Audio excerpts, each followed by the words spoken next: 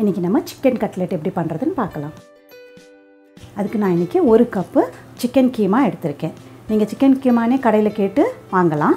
அப்படி இல்லைன்னா boneless chicken வாங்கிட்டு அதை மிக்சியில் போட்டு ஒரு 5 செகண்ட் அரைச்சி எடுத்திங்கன்னா இந்த மாதிரி உங்களுக்கு சிக்கன் பீஸ் இதுவாகிடும், திருவண்ண மாதிரி கிடச்சிடும். இதை ஒரு பவுலில் சேர்த்துக்கலாம்.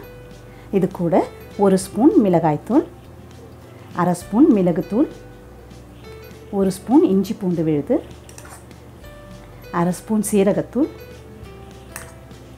1/2 ஸ்பூன் கரம் மசாலா, ஒரு பொடியாக நறுக்கின பச்சை மிளகாய், 1 ஸ்பூன் லெமன் ஜூஸ், கொஞ்சம் பொடியாக நறுக்கின கொத்தமல்லி, கொஞ்சம் பொடியாக நறுக்கின புதினா, தேவைக்கேற்ப உப்பு, 1/2 ஸ்பூன் சர்க்கரை. இது எல்லாத்தையும் நல்லா மிக்ஸ் பண்ணிக்கோங்க.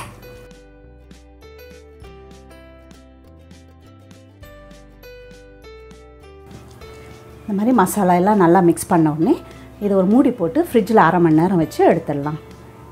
இந்த சிக்கன் கலவையை இப்போ நம்ம 1/2 மணி நேரம் ஃப்ரிட்ஜில் வச்சு எடுத்துட்டோம். கட்லெட் எப்படி பண்ணுறதுன்னு பார்க்கலாம். இதிலிருந்து தேவையான அளவு கலவை எடுத்துக்கோங்க. இப்போது இந்த மிக்சரை பிரெட் தூளில் போட்டு நம்ம என்ன ஷேப் வேணுமோ அந்த மாதிரி செஞ்சுக்கலாம். ரவுண்டாவோ ஸ்கொயராகவோ டைமண்ட் எந்த ஷேப்பில் வேணுமோ நீங்கள் அது மாதிரி ப்ரெஸ் பண்ணி எடுத்துக்கோங்க.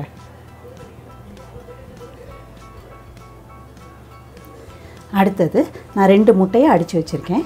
அதில் இதை போட்டு 2 பக்கமும் நல்லா பரட்டி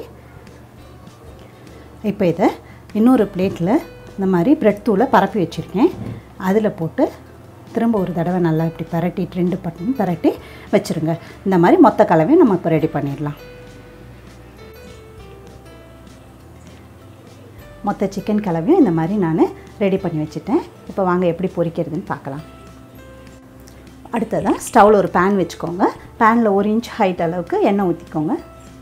ஸ்டவ்வை மீடியம் லோவில் வச்சுக்கோங்க. எண்ணெய் சூடானதும் இந்த கட்லெட்டை ஒன்று ஒன்றா அதில் சேர்த்துடலாம்.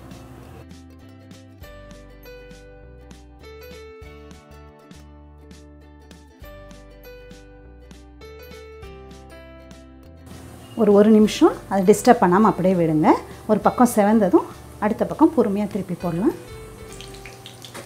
பாருங்கள், இதில் கோல்டன் ப்ரௌன் ஆயிடுச்சு. அடியில் ப்ரௌனாக கலர் மாறுந்து தெரியுது இல்லைங்களா? எல்லா கட்லெட்லையும் இந்த ஸ்டேஜ் வந்தோடனே இப்போ ஒன்று ஒன்றா நம்ம பொறுமையாக திருப்பி போட்டுடலாம்.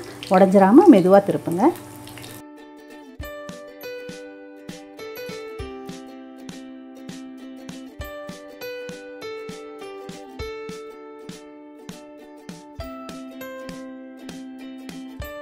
திருப்பி போட்டு அந்த பக்கமும் கோல்டன் ப்ரௌன் ஆகிற வரைக்கும் வெயிட் பண்ணலாம்.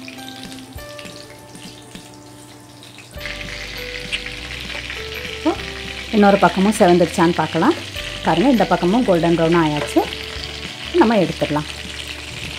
ஃப்ளேமை மீடியம்லேயே வச்சு பொரிச்சிடுங்க. ஏன்னா நமக்கு சிக்கன்லாம் நல்லா வேகணும்.